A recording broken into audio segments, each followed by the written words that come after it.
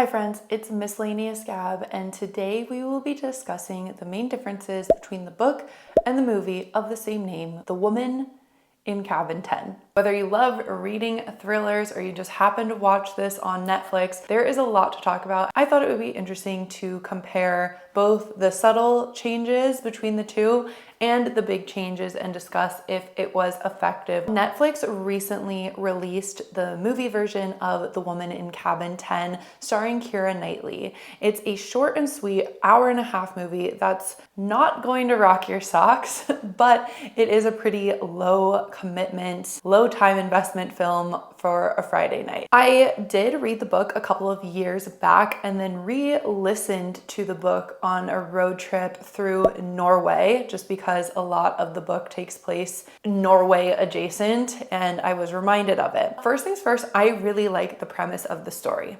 It's a solid premise. A journalist goes on a super yacht's maiden voyage. In the middle of the night, she hears a fight and sees someone go overboard, but then no one believes her. There's no sign of any missing person. All of this mystery, thriller, unsettlingness, feeling, it all takes place, like I said, on a yacht amid the Norwegian fjord. So you're confined on a yacht, but then you're also juxtaposed with this breathtaking, but also kind of dangerous beauty around you. However, I think the execution of both the book and the movie did not really live up to the promise. But the book, for one thing, had a severe pacing issue. It takes so long for our protagonist, Lo, to actually get on the boat. Certain scenes, like her questioning the staff, literally take forever. Like, they put me to sleep on my second listen. And the character Lo, especially in the book, is actually quite annoying.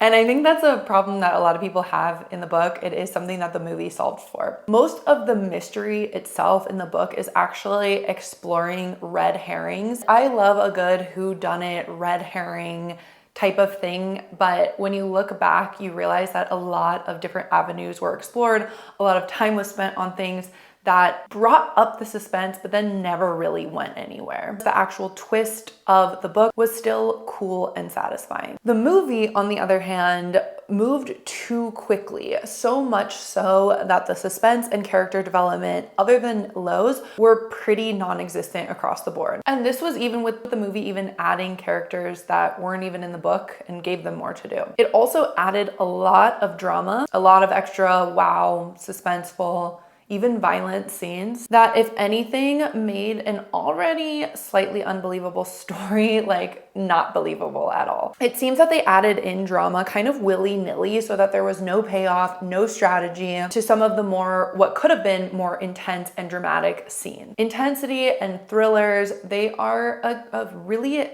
big balance between question and answer, between tension and release. And I do not think this film at all had any kind of control over that. That might be my own bias coming from someone who knew what was going to happen. I'd be curious if any of you didn't read the book but just watched the film, what you thought of the way the film handled suspense. We also had no real time to suspect other characters for the most part because they were severely underdeveloped, which is disappointing, especially with characters like Hannah Waddingham. She kind of blended into the background, which I think is a big waste of actually her as a character and the kind of character she could have played. Let's cut to the main differences between the book and the movie, The Woman in Cabin 10. 1.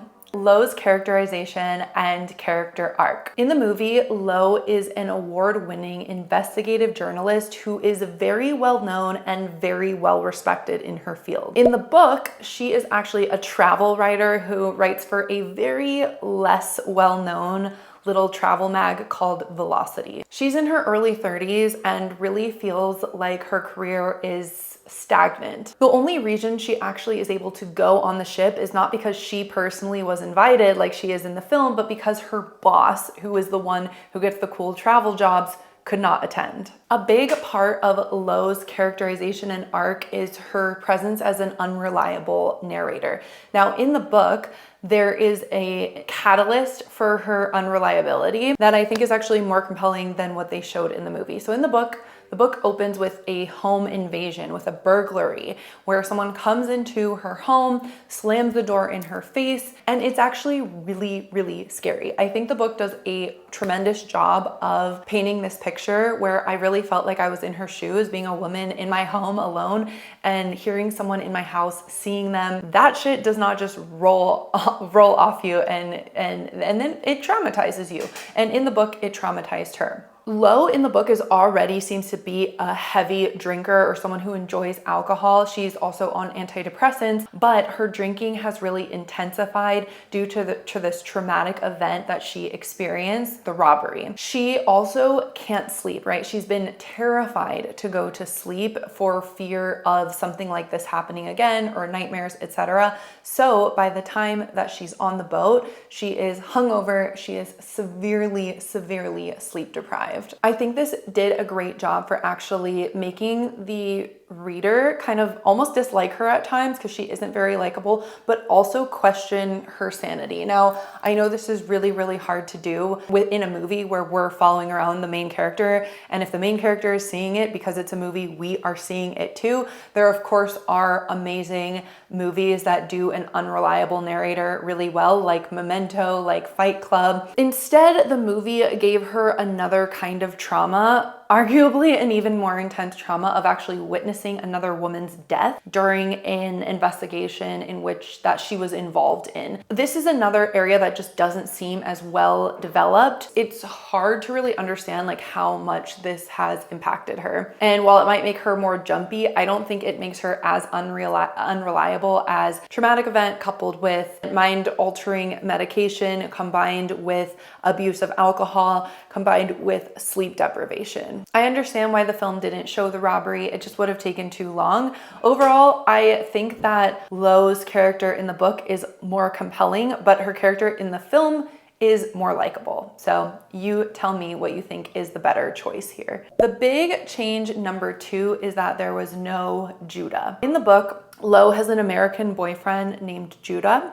He wants to settle down and she continues to resist getting serious with him. I think Judah's role was great in the book to establish a sense of foreboding and mystery, because in the book we actually get these little vignettes, these little interludes of Judah's Facebook posts saying that Lo is missing. So from the very beginning or pretty early on in the book, we know that something bad is going to happen to her. We know that she's going to go missing. It keeps the reader engaged in the suspense of not knowing when or how that exactly is going to happen with her.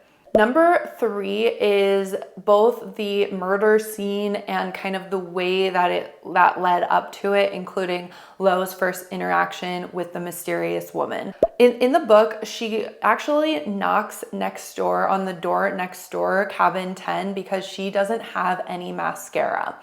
This is probably because she packed hurriedly, she's been distracted, etc. A young woman who's extremely pretty answers the door and acts very odd. They have a little bit more of a face-to-face interaction, more time for Lo to see her face. She asks if she can borrow some mascara.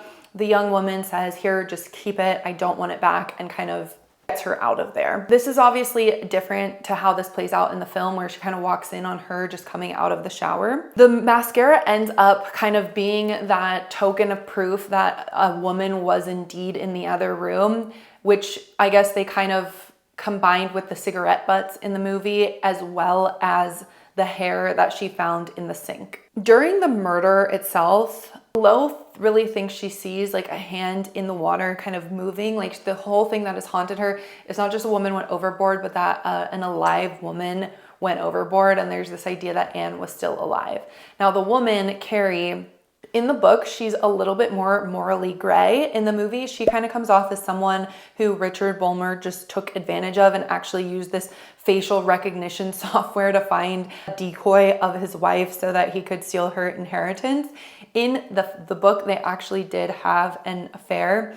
And even though we know Bulmer is a bad guy and he wants his wife dead, he definitely convinces her, and she's convinced that it's so that they can be together, that they're just getting rid of the wife who is dying anyway so that she can kind of take her place and they can be together. Number 4 is the stuff in the middle, both the passengers, the crew, and the extra drama. The passengers in the book are more of a mix of journalists and rich people. In the movie, it's kind of more all of the highbrow people. They're actually on the boat to go to that gala, that fundraiser, which is kind of the main purpose.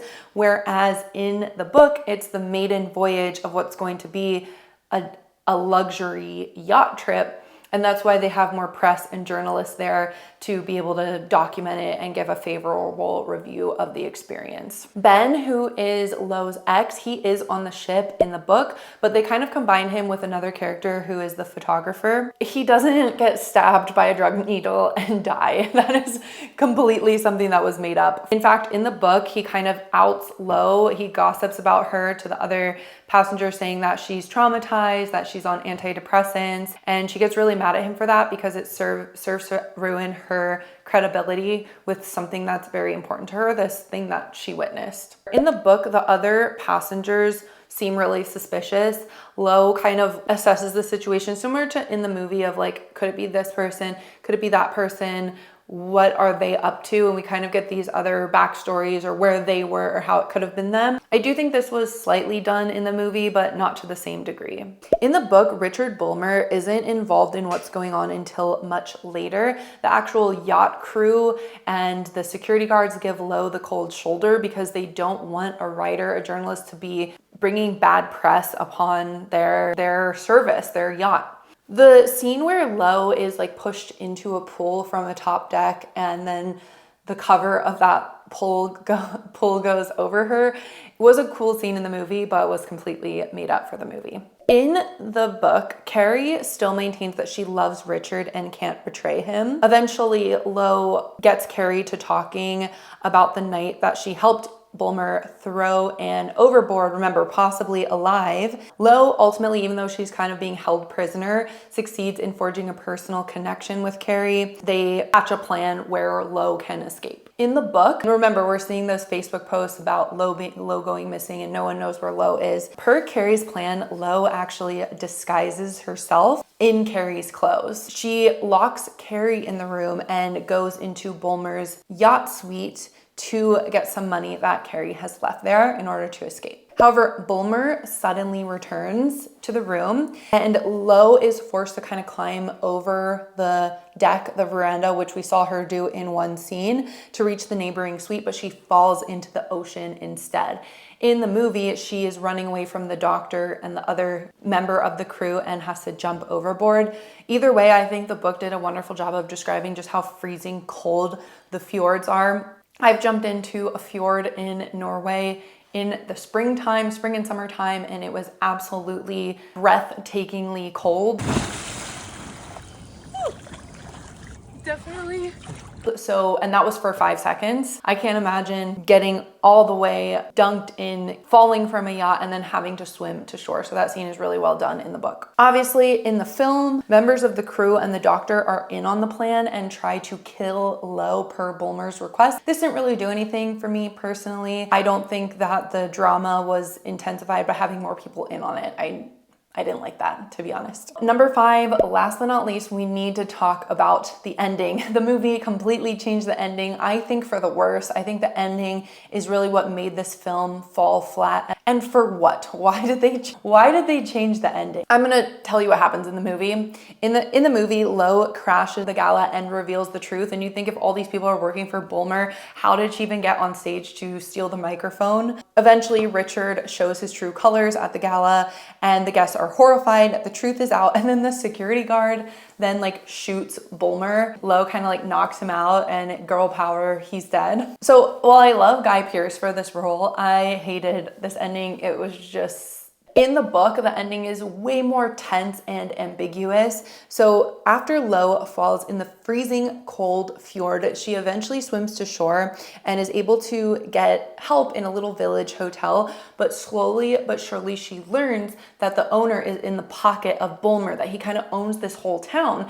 So it's scary, right? Because she doesn't know who she can turn to. Can she go to the police? Can she seek help? How does she actually get herself out of this nightmare, even though she's off the ship? She runs away and is able to flee the police until she's rescued by a Norwegian farmer and can call her boyfriend Judah in the States, who can then help her get the help that she needs. Because Lo doesn't have any closure on what happened with Carrie and Bulmer, she thinks that Bulmer ended up killing Carrie. Later on, that there is news that 2 bodies were recovered. One is obviously Anne's and the other is Bulmer's, and he died from a shot to the head. So it's widely assumed that maybe he offed himself because the truth was out. There was no going back. Months later, Lo receives a transfer of 40,000 francs, which is kind of the proof that she needs that Carrie survived. And now we wonder, did Carrie shoot Bulmer and he fell off and then push him off the boat, or did he do that to himself? So that is The Woman in Cabin 10 book